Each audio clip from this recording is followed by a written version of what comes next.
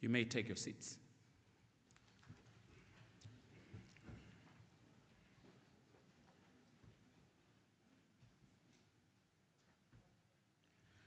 Right Honorable Sarah Kukongelwa Madila, Prime Minister of the Republic of Namibia, Mr. Johannes Gawaxab, Governor of the Bank of Namibia, Mr. Lesetja Kganyago, Chairperson of the Committee of Central Bank Governors of the Southern African Development Community SADC, and Governor of the South Africa Reserve Bank, esteemed governors from SADC member states, Honorable Neville Itope, Governor of the Irongo region, representative of the Executive Secretary of SADC, Mr. Epson Wanguta, Deputy Governor of the Bank of Namibia, CCBG officials, viewers joining us on the live stream of the Bank of Namibia, and the Namibian Broadcasting Corporation, the NBC.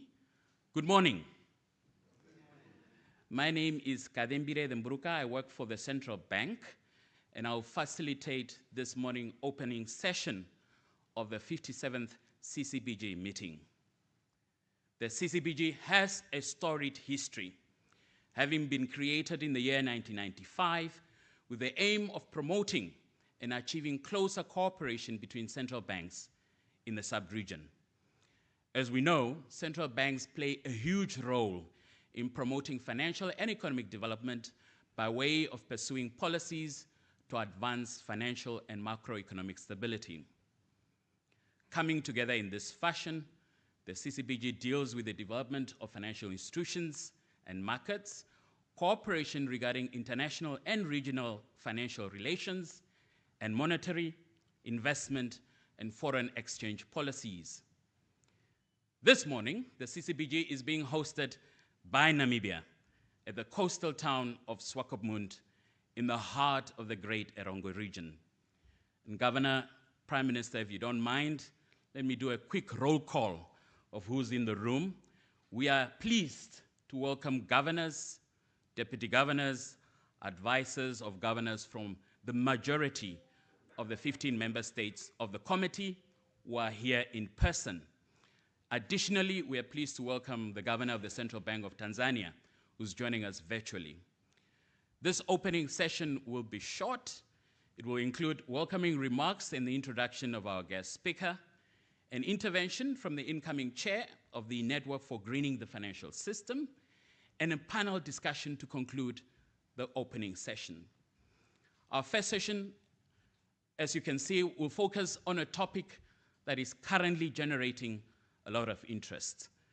We'll have discussions and interventions aimed at amplifying the work being done in the region by central banks and the financial sector to address the world's biggest existential threat, which is too significant to ignore. With that introduction, please help me to invite the Governor of the Central Bank of Namibia, Mr. Gawaxab, to say a few words, welcome us to the event, and also introduce the guest speaker. Mr. Governor, the floor is yours.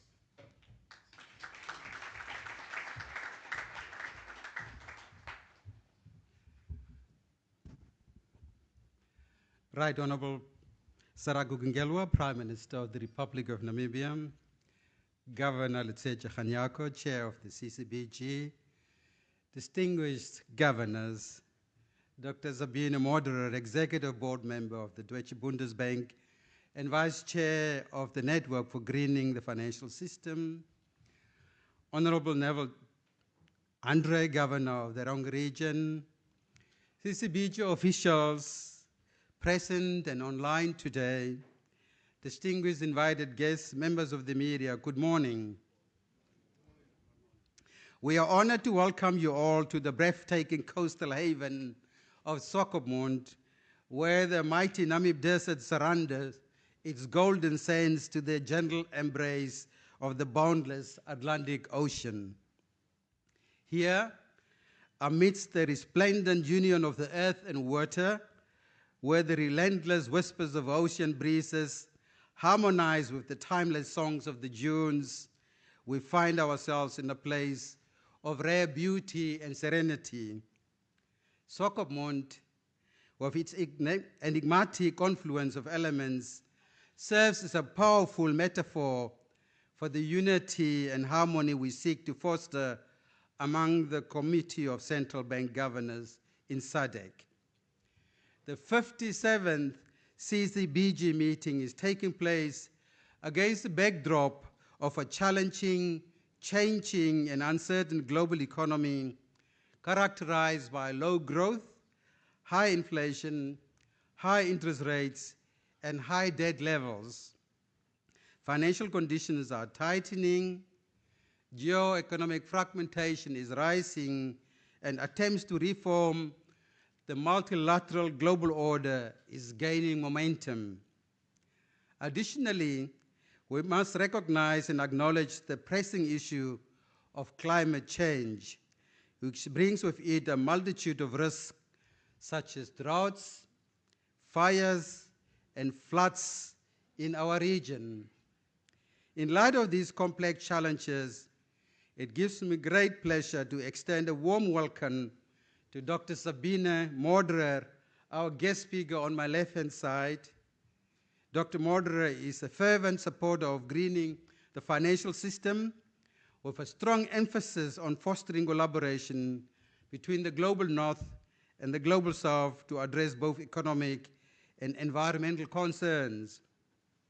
Our meeting in this unique oasis is not only an opportunity to receive updates on progress made with the implementation of the CCBG strategy 21 to 2023, but we are also going to craft today the new 2024-2026 CCBG strategy and to embody the change we envision for our communities and our nations.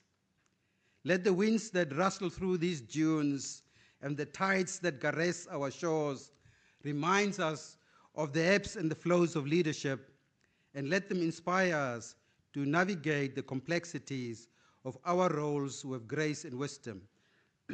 Excuse me. In this land where nature's elements dance in harmonious synchrony, may we too find common ground and a shared purpose, forging bonds that endure and echo in the hearts of those we serve. Welcome, dear governors, dear deputy governors, technical staff members, invited guests to Swakopmund and Namibia, where the poetry of nature meets the poetry of governance, and where together we script the verses of progress and harmony for a shared world. Ladies and gentlemen, hosting the CCBG meeting is a significant event for Namibia. Therefore, this event would not be complete without the wisdom and guidance of someone who needs no introduction in Namibia, the Right Honorable Prime Minister of the Republic of Namibia, Sarakugunkelwa Madila. Today, it is my esteemed honor to introduce her, a leader with exceptional vision, passion, and unwavering dedication to the development and well-being of her country. She has been serving this country for more than 3 decades, first as the Director General of National Planning, that's our economic planning minister, you can call it, and thereafter she has been the Minister of Finance for more than 10 years, and currently she is serving as the Prime Minister. She is highly qualified to address this gathering on issues of macroeconomic management and the nexus between fiscal and monetary policy.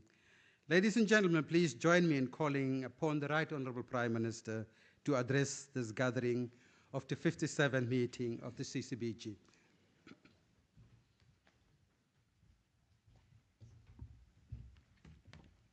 Thank you, Governor Johannes Gawaxab. Please take your seats.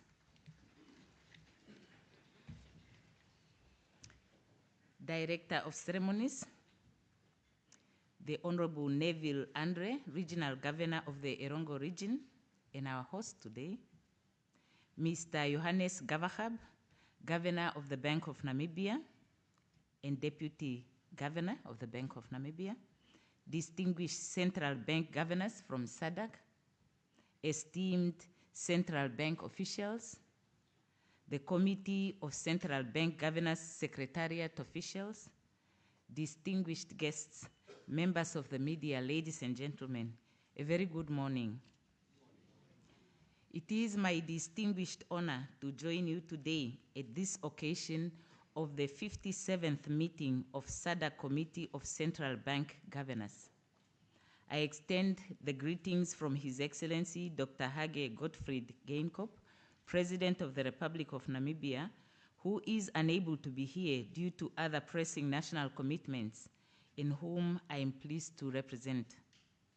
I wish to thank the SADC Committee of Central Bank Governors for choosing Namibia as a venue for its 57th meeting of the Committee of Central Bank Governors. I hope that you'll find your stay convenient and very rewarding, and indeed that you'd also go out and see more of Namibia outside of Erongo. This meeting takes place at a time when the SADC region, like elsewhere, is confronted with the problem of high inflation and low economic growth. Whereas government and central banks play different roles in the economy and central banks operate autonomously, independent of political influence, there is complementarity between the roles of government and central banks, and we need to ensure that such complementarity characterizes our interventions to optimize outcomes for our economies and our people. My presence here this morning is thus not an effort to impede your independence, which is understandably something we all value and cherish.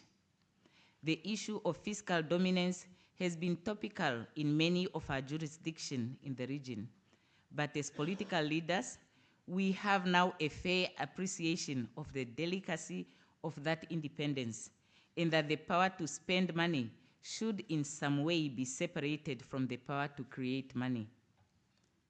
This morning, my task is to officially open this assembly of esteemed governors of SADC member states. I will make some observations primarily around the context of this gathering and make a few observations on what more you can do to advance the regional integration agenda while ensuring the inclusion of our citizens in our respective financial systems.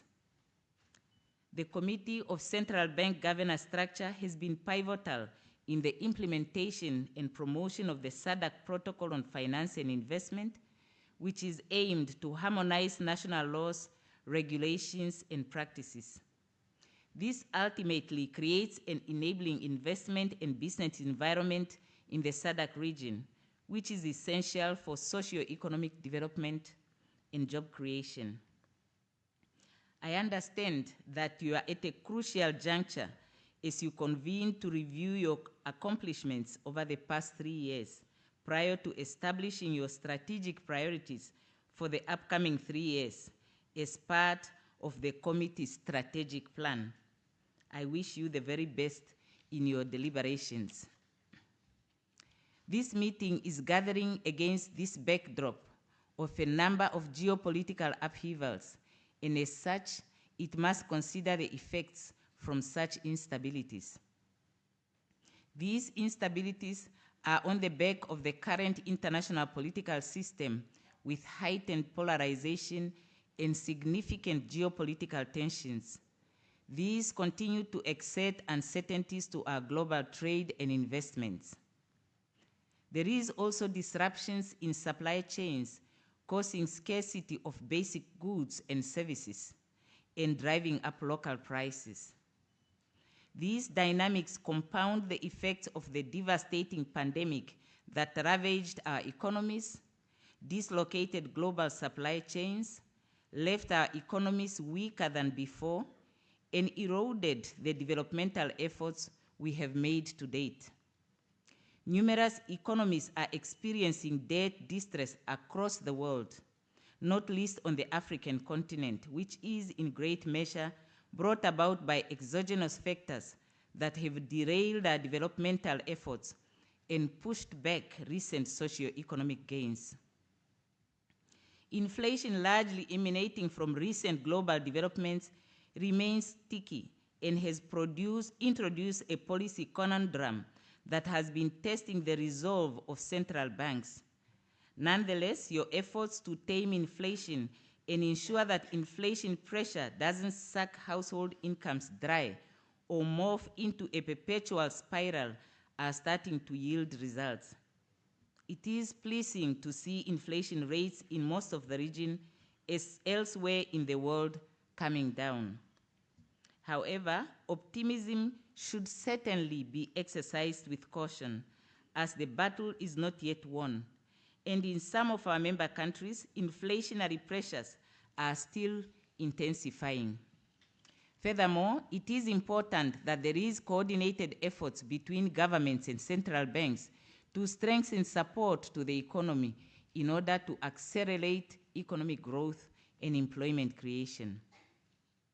GDP growth in the region continues to diverge, but output generally remains below potential, with unemployment at higher rates. Whether these below potential activity levels stem from structural or cyclical factors, it is here now, and we must collectively craft ways to deal with it. I am very much alive to the fact that the region has endured successive series of natural disasters, droughts and floods due to climate variability. Here in Namibia, the effect of the El Nino phenomenon has caused severe food insecurity, which require public resources to address. Our government will therefore be seized with drought relief program for the next 9 months up to the end of June 2024. I wish to reiterate our resolve to adapt and craft creative techniques and model climate-related shocks and their overall implications for our economies, particularly the stability of our financial system. I note that this opening session of the Committee of Central Bank Governors meeting is dedicated to this very issue, and the panel discussion with respected governors will further inform the interventions around sustainability issues. The monetary and macroeconomic stability remains the bedrock of any future economic success. As we forge ahead in ensuring the macroeconomic stability of the region, we need to remain focused on fostering accelerated, sustained, and inclusive growth through increased investment and deeper trade, thereby creating much-needed jobs and reducing poverty and income inequalities amongst our people. Many of our people, particularly in the rural and informal areas, remain financially excluded and thus financially marginalized, with no access to financial services, or they are subjected to financial charges that are beyond their affordability. In this regard, I would like to urge central banks to support the efforts of our respective governments by coming up with or spearheading the crafting of innovative, modern, and secure solutions for enhanced financial inclusion and cross-border payments. In addition, many of our capital markets still do not adequately serve all our people and do not adequately respond to current economic realities. Without doubt, central banks can help contribute to further deepening and broadening, as well as more inclusiveness of our capital markets, complementing efforts of governments. In conclusion, I am confident that central banks will continue to do their part and execute their respective mandates with diligence, while contributing to advising governments on various aspects of the economy. At the same time, I have no doubt that governments will make use of the valuable advice that is available from central banks and do their part to bring about the inclusive, sustainable economic growth and development that we aspire for. With these remarks, ladies and gentlemen, I thank you for your kind attention, and I wish you all the best in your deliberations, and I declare the 57th SADC Committee of Central Bank Governors meeting officially opened. I thank you.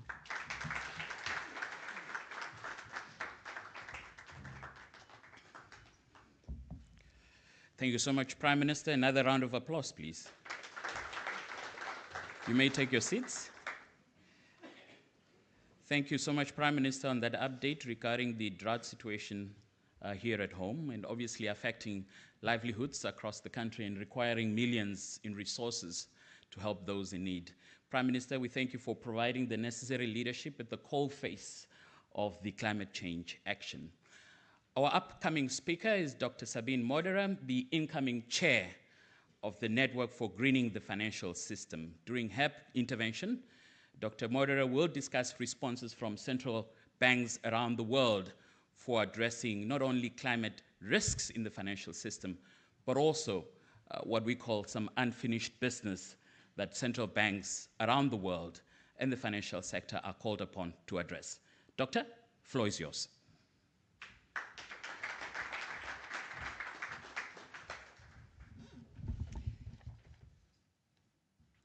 Honorable Prime Minister, honorable governors, dear ladies and gentlemen, good morning.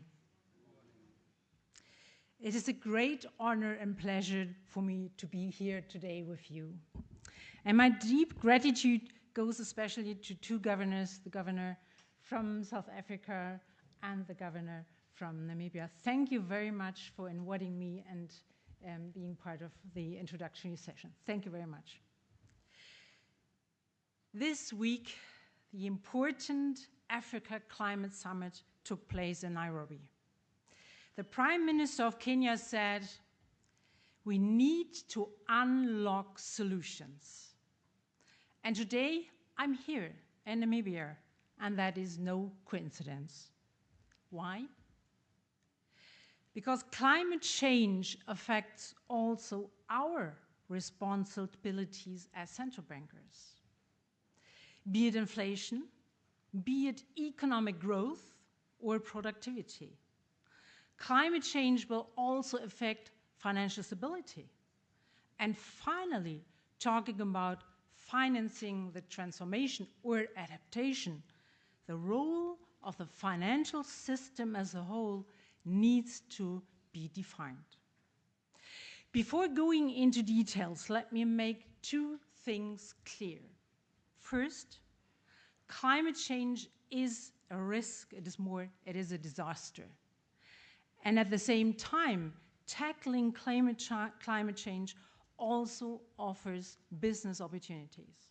And for example, and Prime Minister mentioned it, Africa has a great potential in renewable energies. And at the same time, for example, Europe is interested in renewables and is looking for new business partners. Second point, I think that needs to be clear.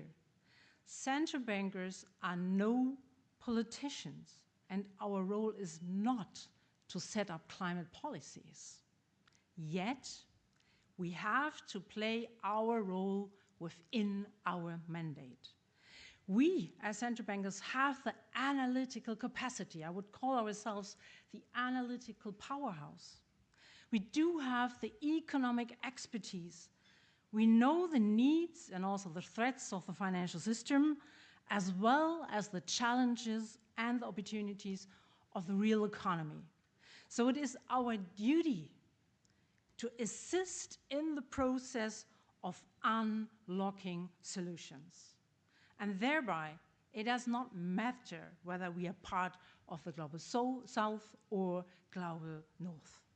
We are all in the same boat, we share a planet, and we need to collaborate on eye-level sight. And therefore, I highly appreciate the increasing voice of the African continent, be it in Kenya, be it in Paris, or at the next COP. And that's actually the reason why I'm here today. I'm the incoming chair of a global central bank forum. We are calling ourselves the Network for Greening the Financial System. Within the last 6 years, around 130 central banks from around the world and supervisory agencies have collaborated on climate risk and climate finance. And I would really like to see a greater involvement of African central banks, because I think we can learn a lot from your experience. And second, I think we did a great work at our network, and I really would like to share this experience and this work with you. Ladies and gentlemen, today we do have the opportunity to talk about the severe economic consequences of climate change and how central banks can react. Climate change adds to the challenges central banks already face. Inflation remains too high in many parts of the world, also as we just heard in Southern Africa. The economic outlook remains uncertain, providing stability of prices, of the economy, of the financial system is our core duty as a central bank. We serve our societies and their well-being. Climate change, unfortunately, is affecting our ability to exactly do this. There are three ways we are affected by climate change. First, its effects can be direct and local, caused by extreme weather events. Second, can also be macroeconomic and wide-reaching through permanent and also structural changes. We see that a lot in Europe. And third, eventually, these economic effects also trigger through the financial system via credit defaults or asset devaluation. In Europe, we have only started to experience the direct effects of more frequent extreme weather events, like wildfires, floods, and droughts. Here in this region of the world, you have had to deal with this for much longer already. It is in the global north very interesting to carefully listen. The experience you've made, or let me better say you had to make already, is a preview of what is to come globally. Cyclone Idai in 2019 led to severe flooding in Mozambique and brought damages in Madagascar, Malawi, Zimbabwe, and many other countries in the region. It caused economic damages in the range of at least $2 billion. And the sad irony is that while climate change can cause too much rainfall in one place, it can cause too little just around the corner. Droughts are an increasing issue worldwide, with rain patterns shifting, especially here in Southern African region, as I'm afraid you might have in your very recent memory. The human suffering is evident. The UN feared the 2021 Madagascar drought would lead to the world's first climate change famine. This demonstrates that the economic and social cost of climate change is tremendous, especially where agriculture is the main source of employment, loss of arable land, loss of income, loss of employment, flight from countryside to the cities. All of this has considerable impact on our economies, on productivity and growth, but also on prices. Droughts can disrupt hydropower and hit electricity costs with ripple effects throughout the supply chain. Ladies and gentlemen, before we start the panel, however, I would like to move you from the eye-catching extreme weather events to call your attention also to the second round effects and the indirect economic channels caused by lasting damages and chronic changes of the economic pattern.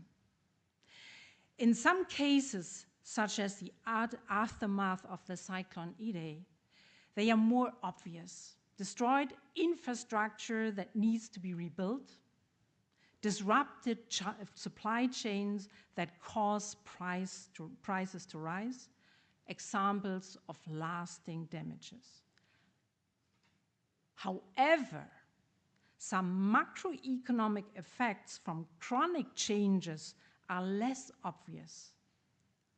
The IPCC reports that, and I'm very much aware of my generalization, it reports for Africa as a whole an agricultural productivity growth over the past decades is 34% below a baseline without climate change. 34%. The Network for Greening the Financial System, in short the NGFS, tries to extrapolate some of these macroeconomic effects in the future. Our online tool allows you to explore these under different climate scenarios. Let me just give you a short example. The impact on labor productivity from heat stress. If we assume that only the current implemented climate policies are maintained, so what we see right now on the table, then our models forecast a labor productivity drop for some of the countries in the southern part of Africa by 2050 of over 5%. And this can represent a real hit to economic output. As central banks within the network of the greening of the financial system, we do not just stop at simply exploring such scenarios. No, it is necessary for central banks to take climate risk into account into their models in order to ensure price and financial stability in the future. Stability is a key building block that we as central bank have to deliver as basis for growth and prosperity for our societies.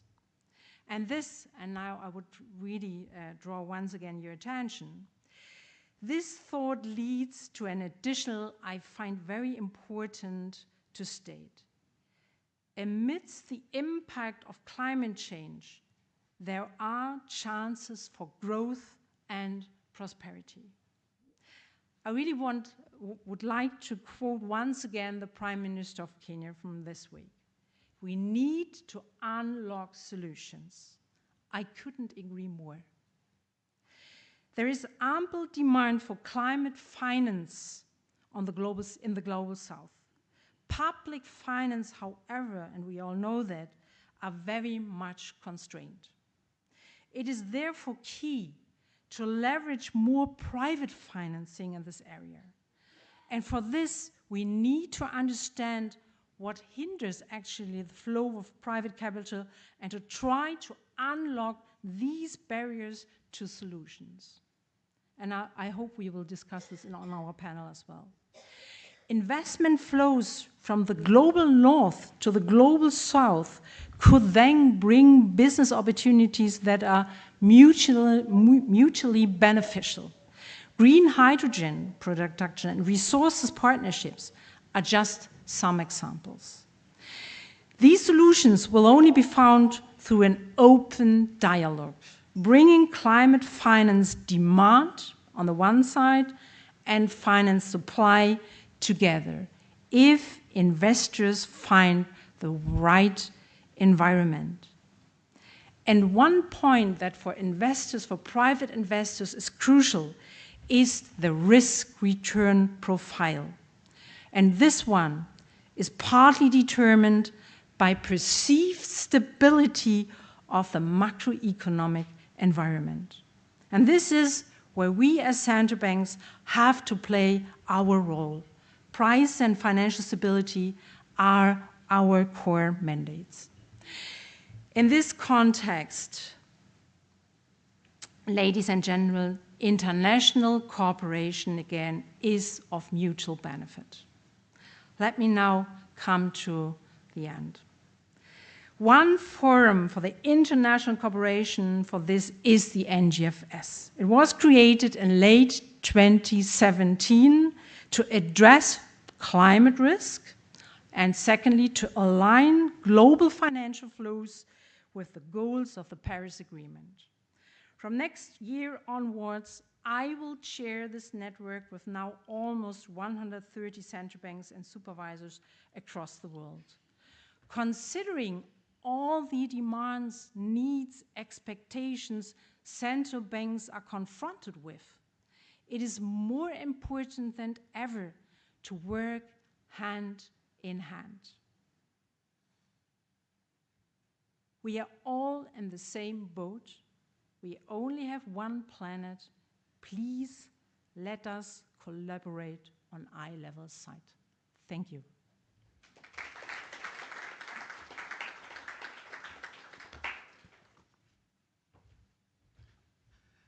Thank you so much, Doctor. Maybe another round of applause for that intervention.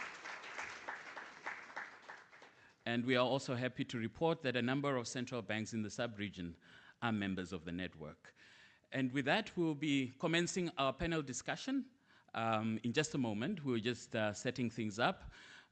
So let's play a short interlude, a short video, and then we'll set up our panel discussion.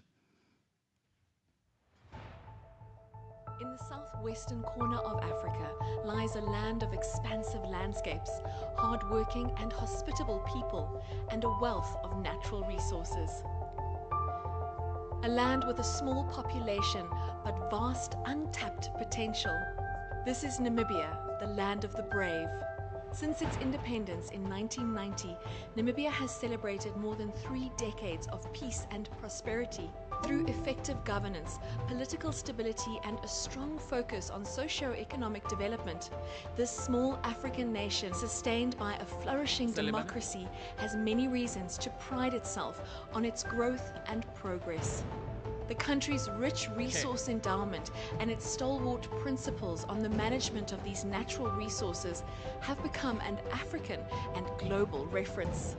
Today, Namibia is home to an abundance of fauna and flora and was the first African nation to have included the protection of its natural resources in its constitution. It is home to one of the most sophisticated mining sectors globally for uranium and diamonds, with Namibia being the leading marine diamond mining country in the world and ranking among the top 5 uranium producers globally. Recent explorations into rare earth metals, continued developments in the marine diamond industry, and major plans for expansive investments into the renewable energy sector, with specific focus on the development of green hydrogen projects, are all exciting developmental opportunities that lay on the nation's endless horizons. Have become an African and global reference.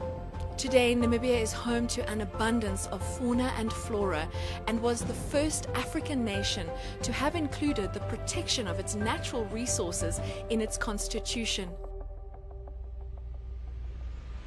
It is home to one of the most sophisticated mining sectors globally for uranium and diamonds, with Namibia being the leading marine diamond mining country in the world and ranking among the top 5 uranium producers globally.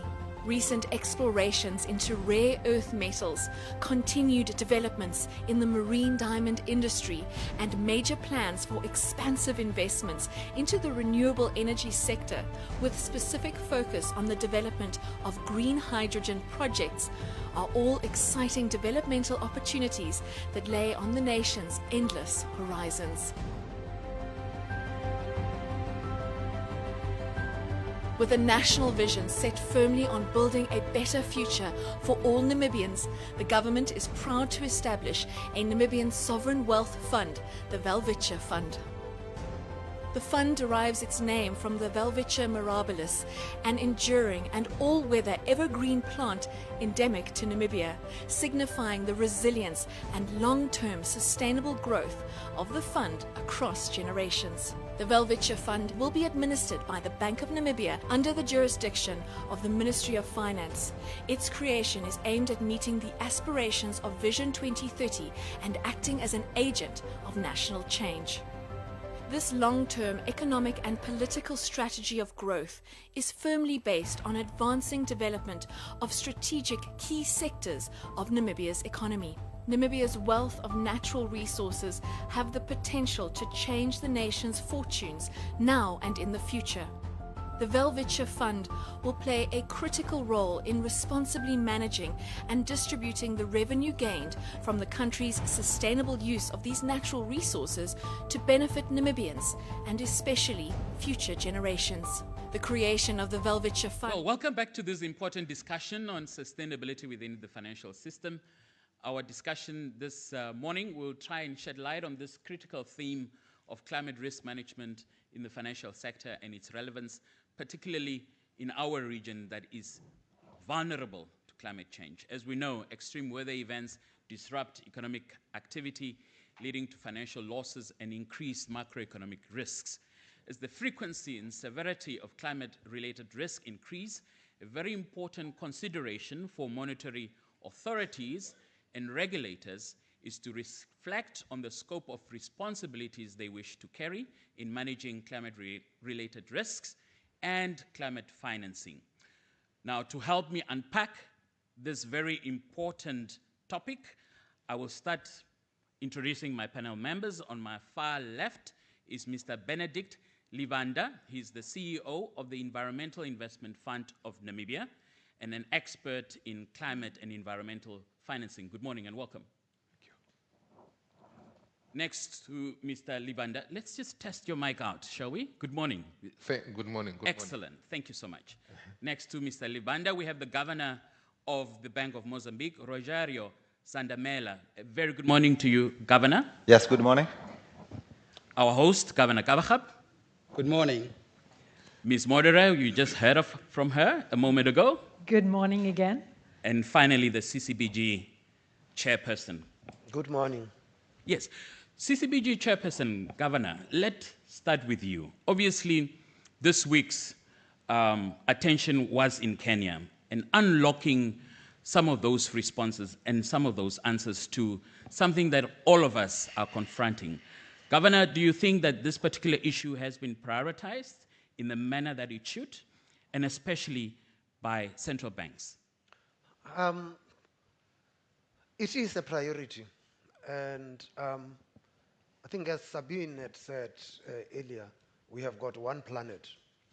So if we have got disagreements on how we are going to deal with climate change, none of us can walk away from the deal. You are still stuck with the same planet, and that is what we face. But also the role that central banks play becomes important and crucial. But I've always been very careful about mandate creep into central banks, where central banks end up being called upon to do things that they are actually not designed to do. So the approach that we took in South Africa was to clearly define our role in dealing with climate change within the mandate of a central bank. And so this necessitated us asking ourselves three questions.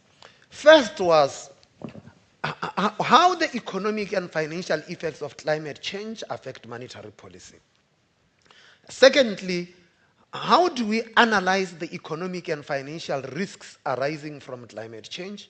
And thirdly, how do we minimize financial sector risk and facilitate the flow of funds to better encourage green investment?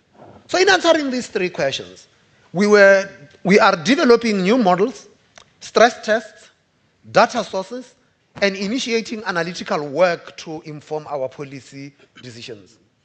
We are also developing partnerships with institutions in South Africa and abroad to provide specialized skills and training. Networks are very important in tackling capacity constraints and addressing knowledge gaps. It's for this reason that the work of the NGFS is very important.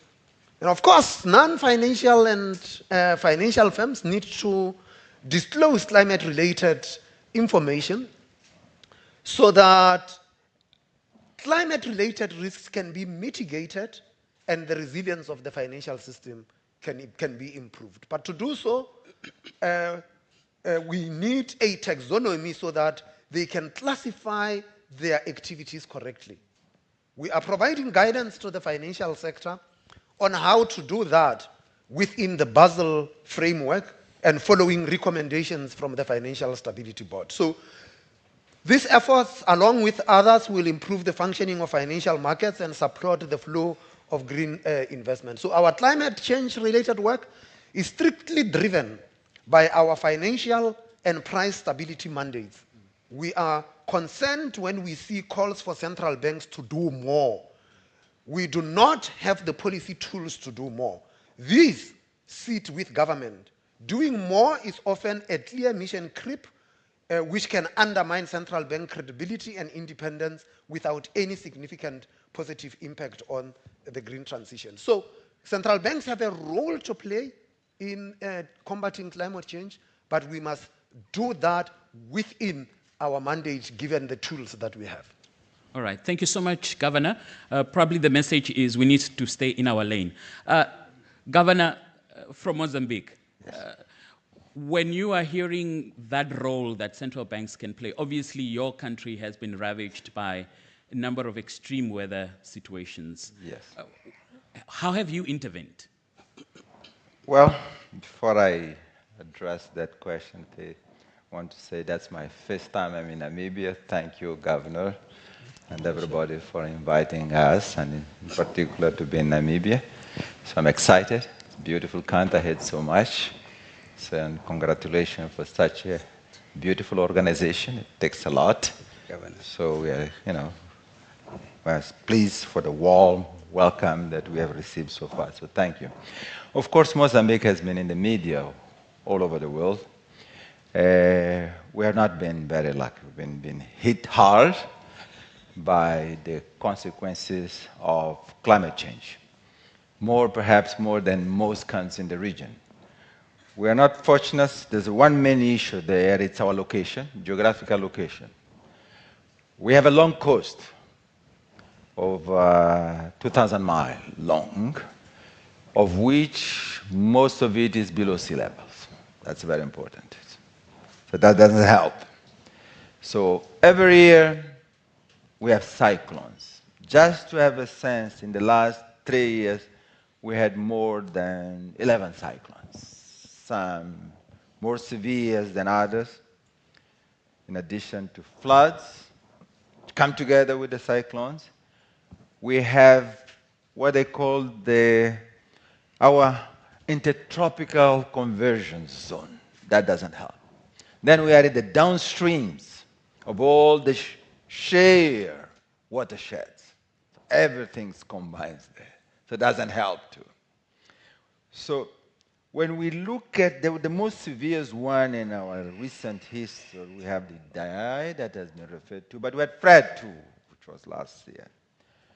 Just one of the cyclones, the heaviest one, sometimes we like to call the monster cyclone, that almost wiped out our second largest city. It was below underwater.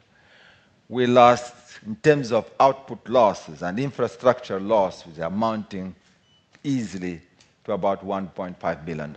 That's what has been estimated, equivalent to about nearly 10% of our GDP.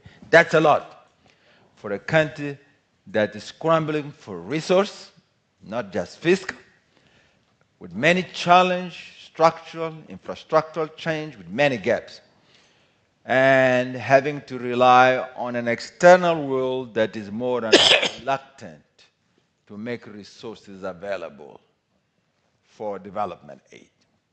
So you go to pledges, there are a lot of pledges. When then things come real to disburse real money, the money that makes a difference in the lives of those who have been hard hit, then you realize what has been promised. If you are lucky, you'll get 50% of what has been pledged. So that's a challenge where you don't have the domestic savings to deal with it, which is our problem. But then when you go and appeal to the world, an immediate support is there, will come, make sure they rescue lives. But then we have to deal with the immediate consequence, the afterward, the aftermath consequence, with rebuilding infrastructure, repairing what has been damaged, then we are facing problems. And some of the consequences are there are still present there. A lot has been done. So that's what I would like to say at the beginning. We lost in terms of telecommunications, buildings.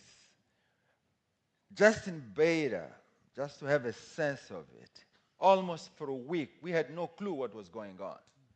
Beira was cut off. The second largest city in the country was cut off the rest of the country for nearly 1 week. Communications went down. The roads were cut off, so nobody could reach there. Our one branch in Beira, we had no clue whether people were alive, what was going on. We had no information. We rely sometimes on satellite information from overseas. That's bad. So that's what. So we learned the importance that we could not even try to rely on our communication towers. So now all our branch and most of us, we have satellite phones because we know when things get bad, the traditional infrastructure that allows you to communicate is not going to be present. So that's what is going on. We have done a number of things in the central bank also to deal with it. In line with my dear friend, Governor Lesetja, there says, we have to be careful that in the moments of emotions, we are not taken out to do things that clearly are outside of our mandate. So we are under tremendous amount of pressure. The government has limited resources, and you can imagine the pressure that is there to find creative ways, innovative ways, to find resources, to deal with emergency. And we have to resist there because some of these requests are not necessarily within our mandate, within our laws. Because guys, you are sitting on money, you are sitting on reserves. Why you cannot make this money available now? Even if the law doesn't allow you to do that. And that's the question. And it takes a lot. You are under a tremendous amount of pressure. So, well, you need to find some way. But what does that mean? So that's not easy. So that's why it's important that in moments like that, we stress our mandate, that at the end of the day, it's a government mandate to deal with these types of issues. Our role is complementary. Whatever we can do in that sense, in terms of policies, in terms of making resources available, we don't have much to say on that. But we can help in terms of making the right policy, to making sure, for example, I'll give you an example in Beira. We make sure that banks also suffer in Beira. You know, some of them, they had no clue what happened. They lost their branches in the city of Beira. One thing I remember very well, just as it was announced that there has been to go a monster cyclone, all the branches in Beira did one thing. They brought all their money, all their valuables to the central banks. We were just lucky that it's the only financial institution, our branch in Beira, that didn't go underwater. So we were able to protect the valuables, not just of the central bank in terms of, but also of the commercial banks that were led in the country. So the important things of resilience, being prepared for the worst, it can never be stressed enough. Maybe I'll stop here and I will then say a little bit more on other details for the time being. I don't know whether I've addressed it, but it's basically in line with what Governor Lesetja has said.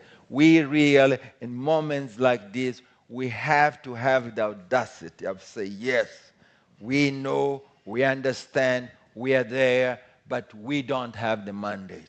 The legislator did not give us the tool to deal with this type of shocks. So that's where we are. Thank you. Thank you very much. Thank you so much, Governor, for providing that color of some of those extreme events that we have been watching on television and reading about. And obviously, the unconventional ways that you have also tried to intervene in terms of that operational risk, the institutional capacity to also deal with some of those events as well. Governor Gawaxab, maybe let me come to you. The Prime Minister this week is announcing to us that 600,000 Namibians are vulnerable, and they may require drought relief and drought assistance. What is the picture in Namibia as far as climate change is concerned, and also the role of the central bank? Thank you very much for the opportunity to respond to this crucial question. You started off by referring to the climate summit in Kenya this week. There was a very interesting report by the UN in 2022. And according to this report, Africa is losing between 7 to 15 billion US dollars annually due to climate risk. To mitigate this risk, we need to raise annually about 128 billion US dollars, but we are only able to raise about 24 to 28 billion US dollars.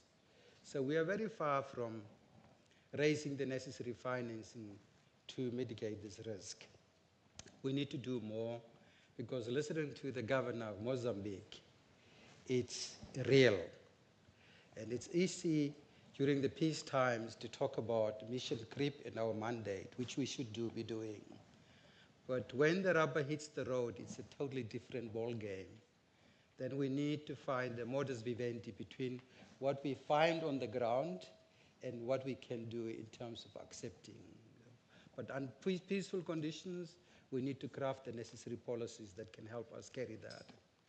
Let's get back to Namibia and understand what's happening in our country.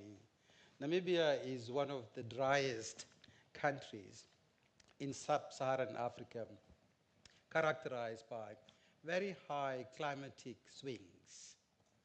You know, we have got one of the oldest deserts, the Namib Desert, on our western side, and then our eastern side we have got the Kalahari Desert.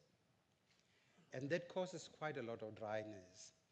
So the dryness that we get in Namibia, why is it so dry in our country, is caused by the Benguela current that flows in a northerly direction, and it brings cold air driven by a high pressure system.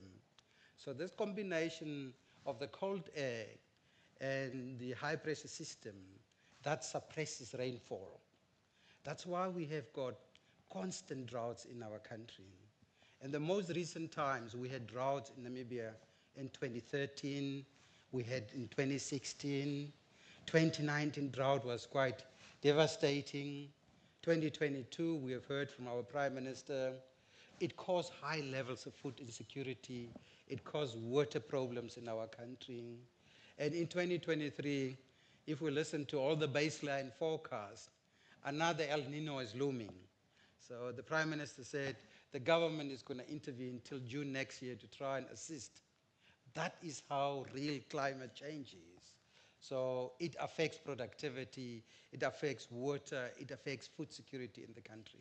That's how it affects the nation. So how should we think about this as a central bank? In as much as I agree with the mandate of central bank being price stability and financial stability, the way we think about this is what Sabine mentioned to, alluded to, is we have got the ability to analyze. The research capability of most central banks is quite good.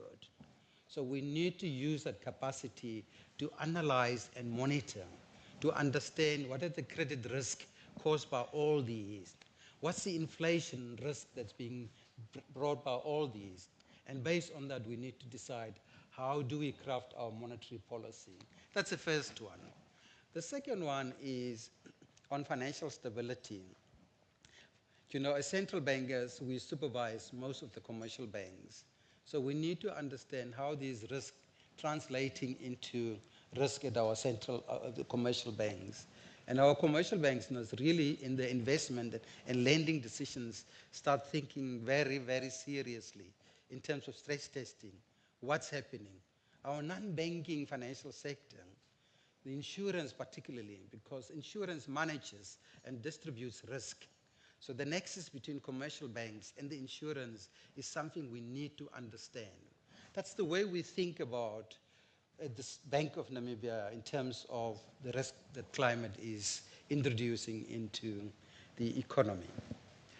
Maybe as we wrap up the conversation around the mandate of the central bank, maybe, Sabine, if we can draw your, maybe if you can circle back to your earlier conversation around what central banks can do. Obviously, some of the things that you are hearing is perfectly in line with what you were saying earlier, but what more can be done?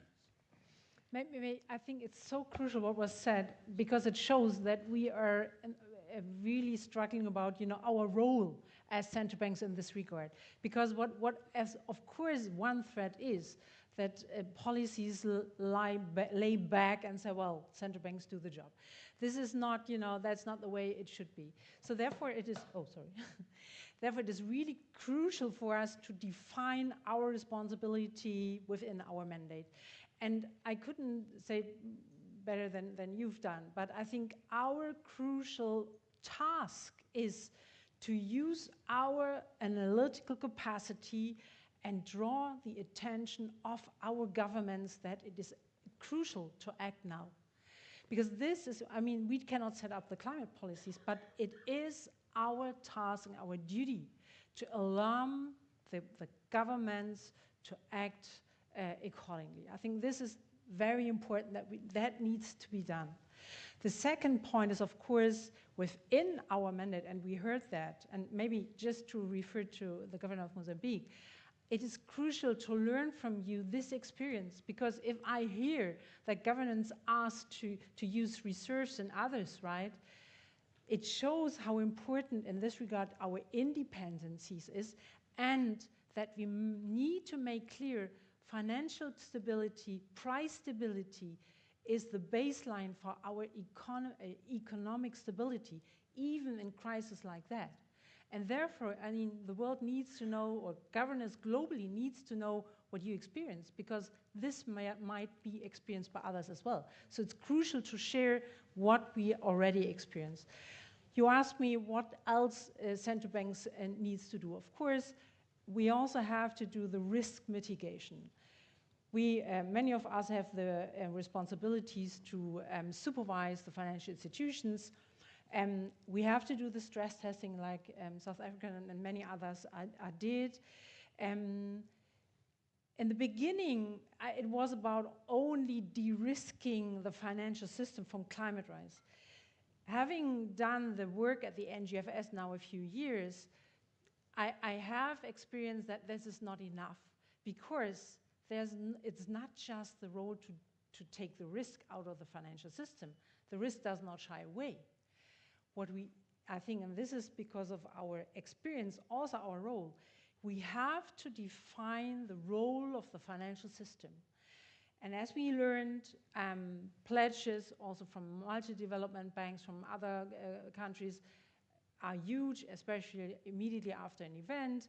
But in reality, when it comes to finance project, really structural changes and so on, we need much more, not only private money, but also real money that is in the project, stays there, and is sufficient. And therefore, I think we have to think of what would trigger also private money and the financial system as a whole to finance adaptation and transformation. Maybe let's wrap up on this issue. Mr. Libanda, we will bring you in on climate financing in particular.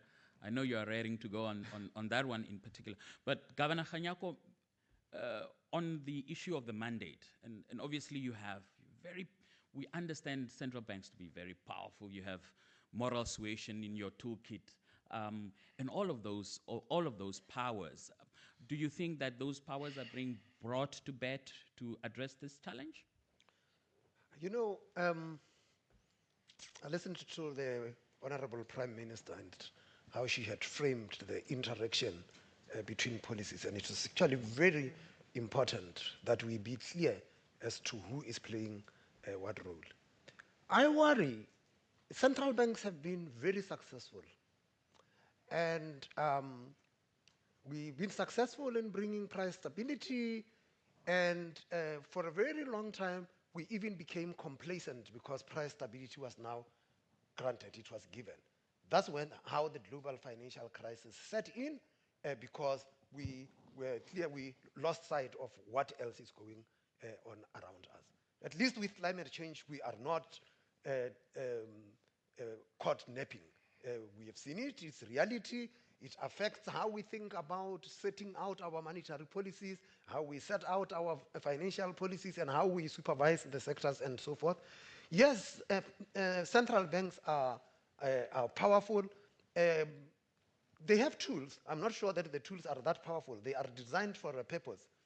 I worry that society has got an inflated expectation of what central banks can do.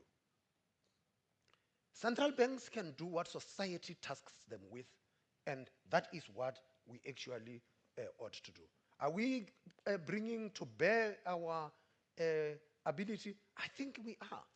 And, you know, I have got this series in my research team. The series is called the Reserve Bank Working Paper Series. So we would analyze and we would release a working paper. The paper is very clear upfront. These are not the views of the Reserve Bank. These are the views of the authors, and it's not just the staff who do this. We bring other people from outside that could co-author with the staff. The headline last week was, South African Reserve Bank has got a solution to our fuel price problems. Now, do you get you get the danger? And that comes a day before a massive fuel price increase was announced in South Africa. So the question was, well, this institution, they have got a solution. Why don't we get it? Whilst all that we did was to analyze problems in the current pricing formula, and that there are reforms that could have to be done. But again, we said we are just providing the power that you talked about. We were deploying our analytical power to say, here is the stuff. And so those things become very important to balance. In South Africa, we decided that we were going to manage this thing differently. Our constitution tasks us to have regular consultations with the Minister of Finance. So we set up structures where both institutions share their analytical work on a range of issues.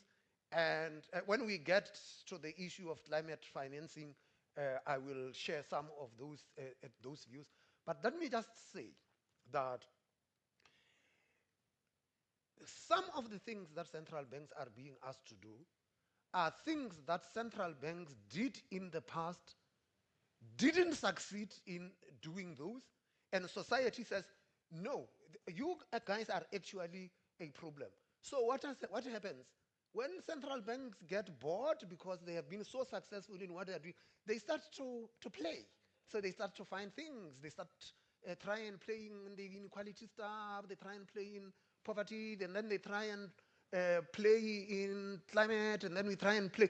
And then before you know it, we are doing all of these things, and everybody in society will ask us, what about this and what about that? And that becomes important, that society understands we've designed this institution, this is the role it must play. And if we have to deal with the climate, do we need, what is the role of environmental ministers if we are talking about these things? And as we have seen with climate change, it's going to be more than the environment ministers. It's going to be the finance minister. It's going to be the minister of this and that and that.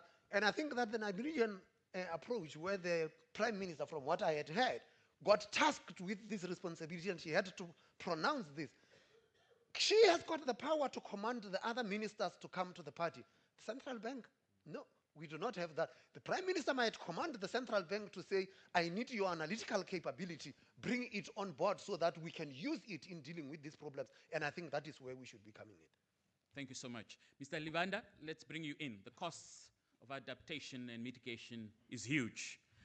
The International Energy Agency is estimating that mitigation-related investment needs in emerging and developing economies will reach $2 trillion by 2030. The World Bank is telling us that South Africa is estimated to need, or climate financing needs equals 4.4% of the GDP per year between 2022 and 2050.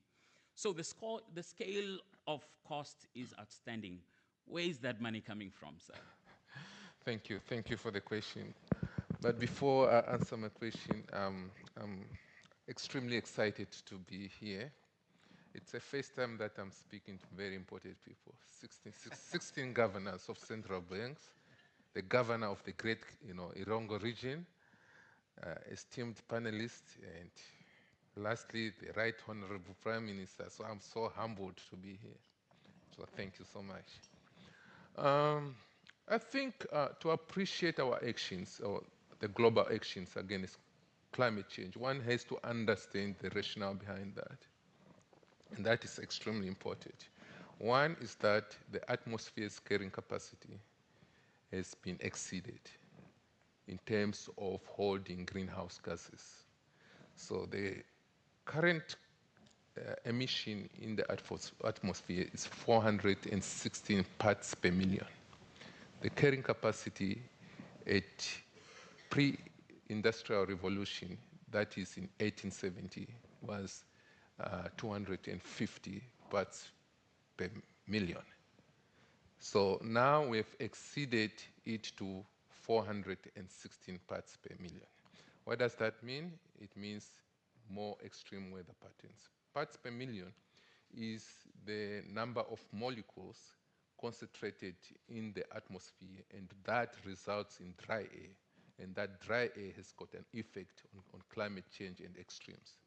So that's number one. Number two, the consumption patterns of developed countries are extremely unsustainable, especially the USA.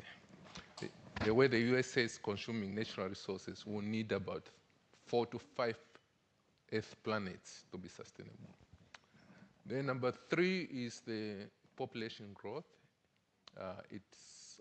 We continue to grow. We're pressing more pressure on natural resources. All these calamities have led to an increase of 1.1 degrees Celsius since 1870 to 2015. And for the world to reduce the global warming, we need to hold it below 1.5 degrees global average warming. But what is most scary is that the SADC, the Southern Africa country, is the most vulnerable in the world. So at a global average of 1.5 degrees, it means SADC is at 2 degrees Celsius, even more alarming. So there's a need to really respond to the impacts of climate change and the global warming at large. Getting back to what sectors are responding, especially the financial sector from the sustainability point of view. Last year, the global sustainable green issuance stood at 1.5 trillion US dollars. That is green bonds, social bonds, and so forth.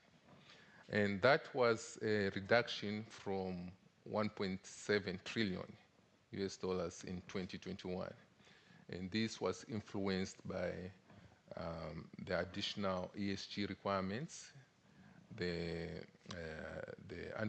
unfavorable macroeconomic conditions, but most importantly, greenwashing in the United States.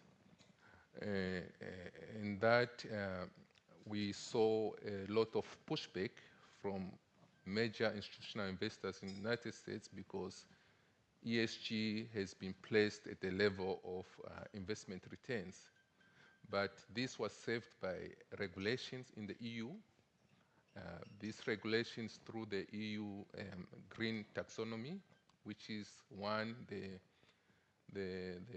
European emission trading scheme, as well as the EU carbon border adjustment mechanism. And it's time for central banks, especially in our region, to take a closer look at these two pieces of regulations, because they place a price on carbon. especially for hard-to-abate industries such as steel, cement, as well as petrochemicals. Why am I saying so? Because of the carbon taxes that is imposed between trading partners. So there's an impact on the balance of trade. If a commodity does not account for carbon emission when it enters traded in Europe, it will be heavily taxed on carbon tax. So those are kind of situation where we find ourselves as developing countries, as also as the SADC. So when it comes to the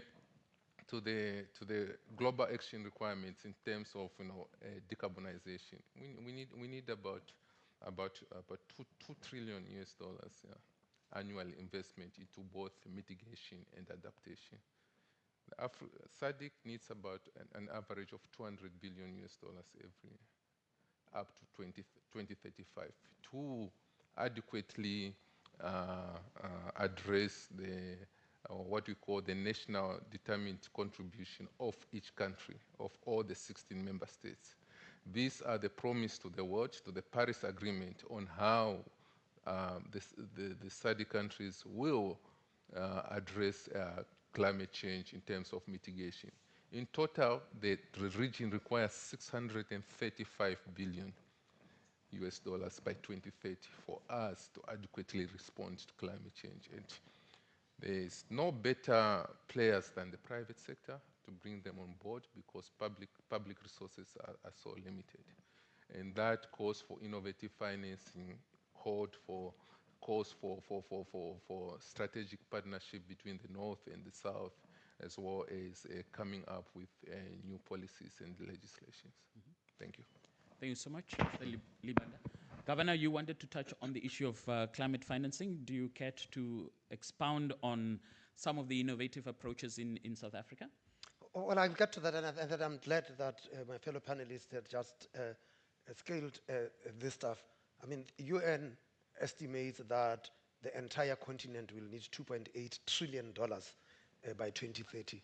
That is 93% of Africa's GDP. There is no fiscal space to do that. So the issue of then going to the private sector and blended finance then becomes important. But let me put it this way and say, in South Africa's experience of the just energy transitions, there had to be very important things to grapple with. And as we grapple with these things, we must also understand the other aspect is very strongly fiscal. Fiscal is under stress not just in the South, in the North too. So donor funding is not going to be easily flowing, because those fiscal authorities are themselves seriously constrained. That said, let me say that the grant component of the blended financing in this our just energy transition, the grant component is actually very small, and the debt component of the blended instruments is quite large. Give you an idea, up until recently, only $500 million were in the form of grants in the $6.5 billion just transition financing that South Africa is facing. So that is not going to be a sustainable manner. Secondly, is that blended finance models actually require some capacity in the public sector. Otherwise, you will not going to be able to take advantage of that. And that thirdly, the focus of blended models now is on mitigation funding and not on adaptation, which is more important for many African countries. We need more adaptation-related funding with effective ways to manage foreign currency and credit risk. And fourthly, blended instruments do not reduce the risk of projects or funding. They simply shift it from one balance sheet to another.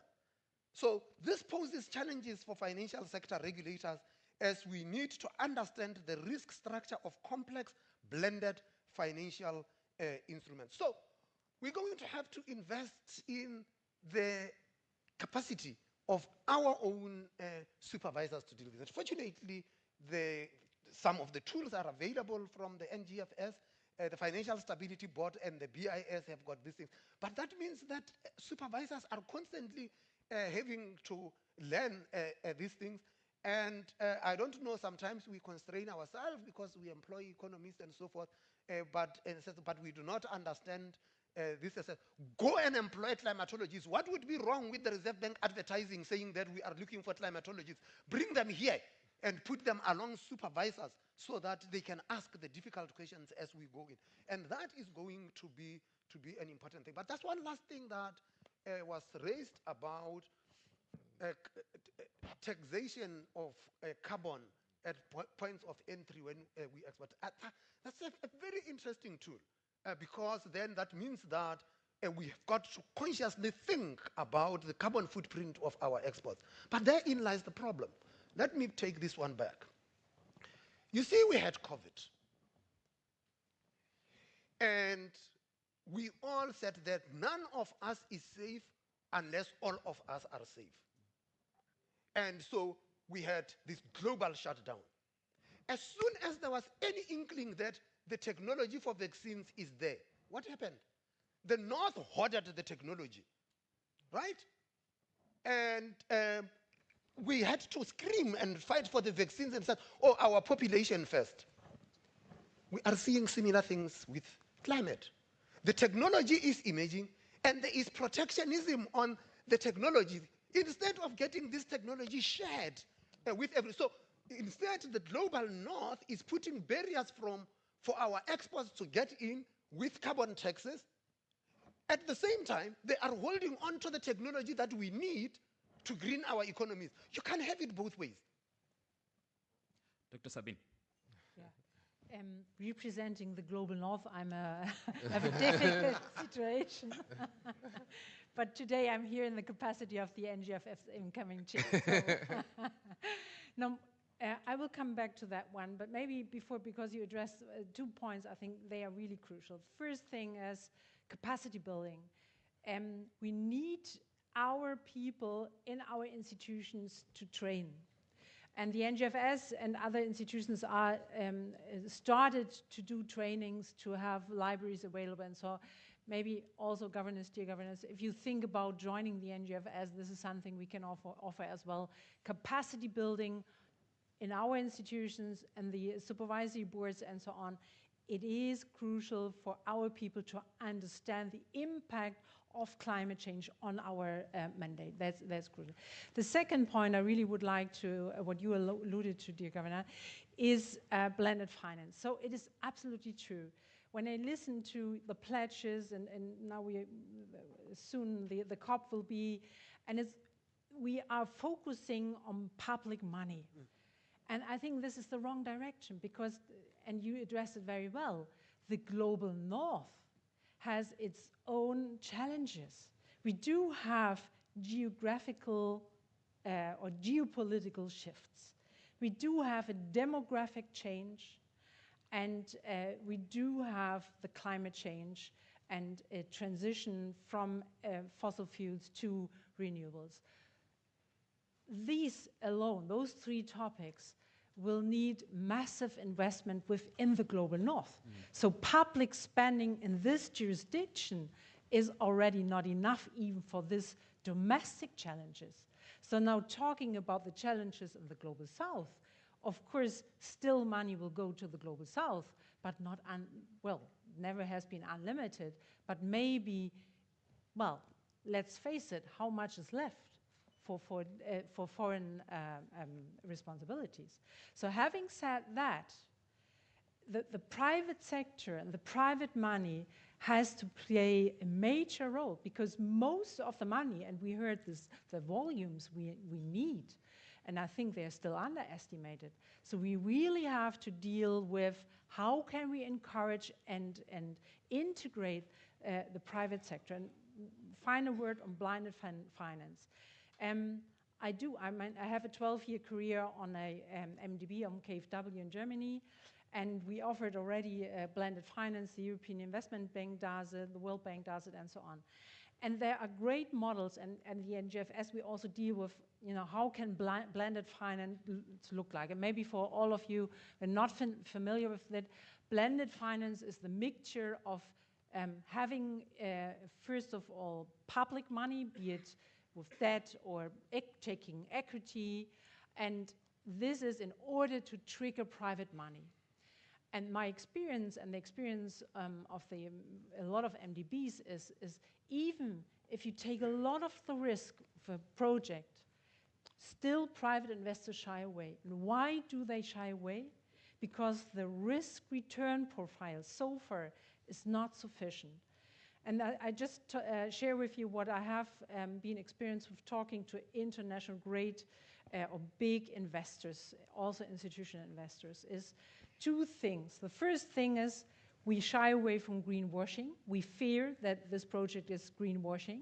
So they need to know whether this is investable. I need a label from an independent institution saying this is really a sustainable project. The second thing that investors need is to mitigate the risks, and that's what I addressed in my speech. I said what is really important is that the structure, the legal structure, the financial stability, the price stability within the country of this project is stable enough so that I can take this risk from a risk-return profile. Thank you. Excellent. As we wrap up the discussion, maybe let me hear last views on climate financing from the two governors, but also the opportunity that is there. And I think Dr. Sabine referred to that there is an opportunity in this just transition, in this transformation for our economies as well. Mr. Gawaxab, maybe if I can hear your views on that.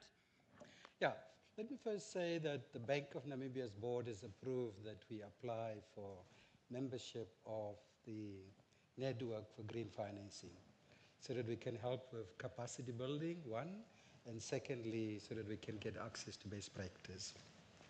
That's the first one. The second one is around, COVID came and devastated quite a lot of gains we made, and we needed to borrow on the continent just to survive, to save life and livelihoods.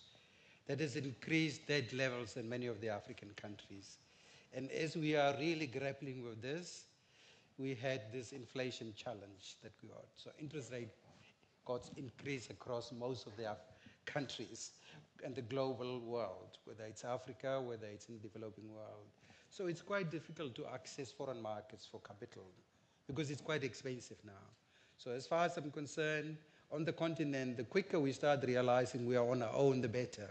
If we can attract, fine. But it's not easy under the current conditions to get money cheap. It's very expensive because we all know where interest rates are. We talk about just transition, we talk about all the challenges.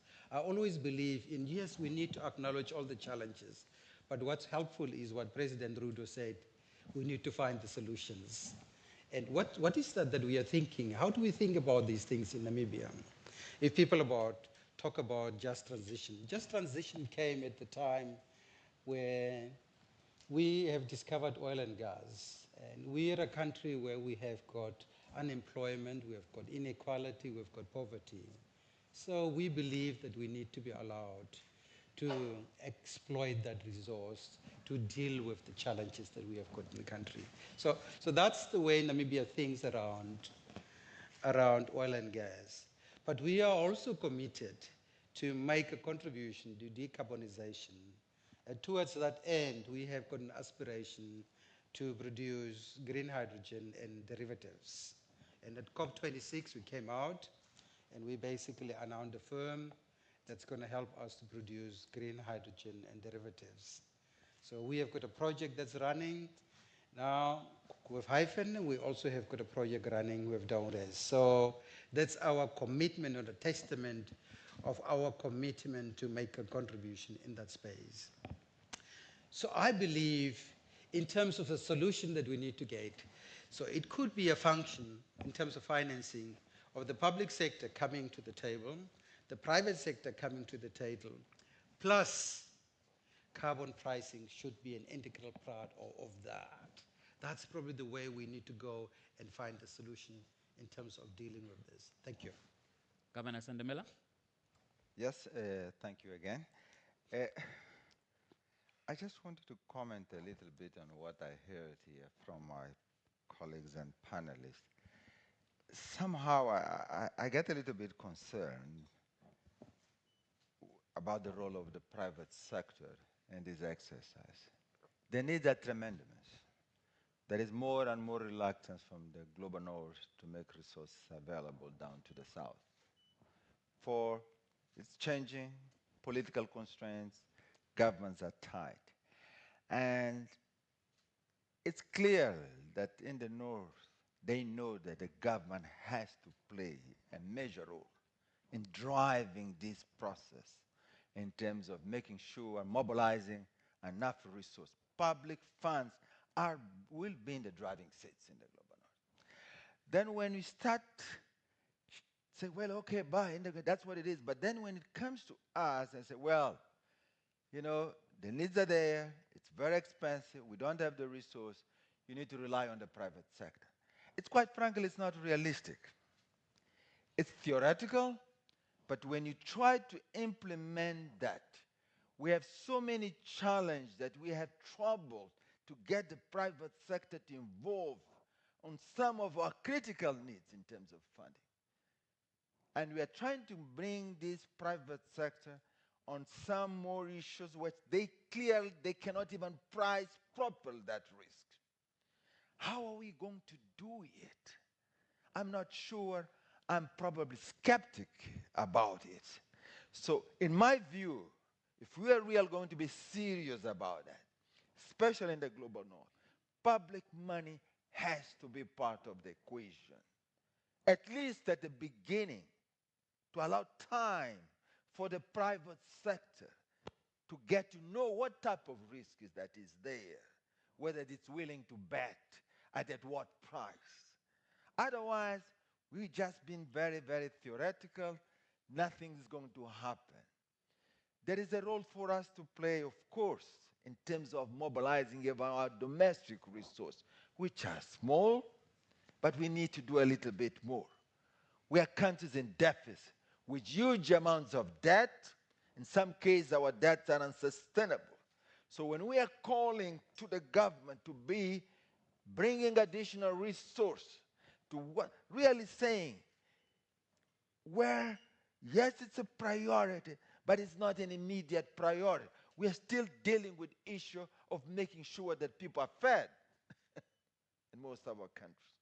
How do you bring those issues to people who don't have, unable to meet, most of our citizens are still unable to meet our basic needs? Let's be realistic about that. So, in my view, that's what I want to summarize on that. Really, I think we need to have a discussion where in the north, how serious you are about this exercise to the south, how willing you want to show you, vote with your money, with your pocket, that yes, the south needs to be part of it. Unless we bring resource and significant amount of resource, very little is going to happen in the region, at least in the immediate future, in the medium. I don't see it happen. We will keep talking and talking and talking, and materially, very little happening on the ground.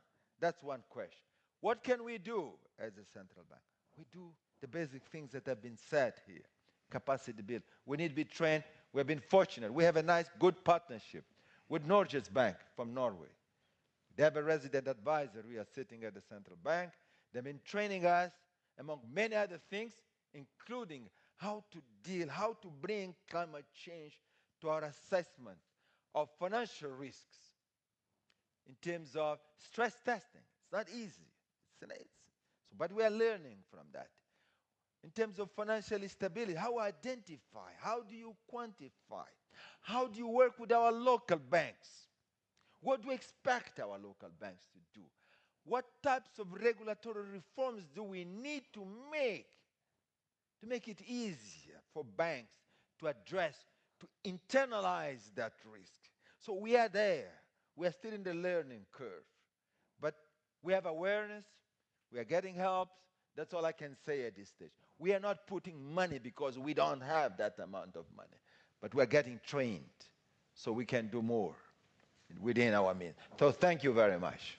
So Libanda, in your passing remarks, or parting remarks rather, are you optimistic about the financial sector's response, just hearing from the governors this morning? Yes, yes. Thank you so much. I would like to build on what the governor of Namibia of the Namibia Central Bank have touched on. And I want to share some experiences and lessons of what we're doing on blended financing in Namibia. We have established an entity called SDG Namibia 1, which is a fund, and that's a blended financing platform to invest towards green hydrogen assets and derivatives. And how we went about it is that in 2021, the government of Namibia and the Dutch Netherlands government entered into a bilateral agreement with the objective of supporting the Namibian government to develop its green hydrogen ambition. And one of the support in that bilateral agreement was to establish an SDG Namibia 1, which is a blended financing facility. And to address issues of bonds also participate. And that is a really good arrangement in terms of transfer of skills, managing the fund, etc. And just in closing, I think climate change cuts across all sectors and everyone has got a role to play. Science tells us that we are entering the 6th wave of extinction, so we need to act fast and quickly. It sounds scary, but that's the reality. That's what science tells us. And I would really recommend to central banks even to open small units, just to facilitate some of the low-hanging fruits that we are seeing. We are seeing a lot of debt for nature swaps, for example, taking shape around the world, where you can swap your debt, and most of our countries are heavily indebted. We are seeing carbon markets, taking more traction on the continent, and Africa has got the biggest possibility and opportunity for carbon trading, and that again, is good for forex for our countries. Those are just a few of low-hanging opportunities that you can look at. Thank you so much. Governor Kganyago? Okay, thank you. I just wanted to say that, just to give you the naivety of a central banker, I think there's a view that the climate stuff for the North is also like foreign. The thing about climate is that there is no foreign and domestic here. We have got one planet, and that is what we are stuck with. That's what I wanted to say. But I think that it's important that Sabine didn't just fly here for nothing. She's here to get members. That's right. More members. Of course, I'm here because I love Namibia. But of course, my intention is, of course, to raise the awareness, but to also ask you whether you could once again reflect to become a member of the NGFS. I would highly appreciate at least reflecting it. Thank you so much.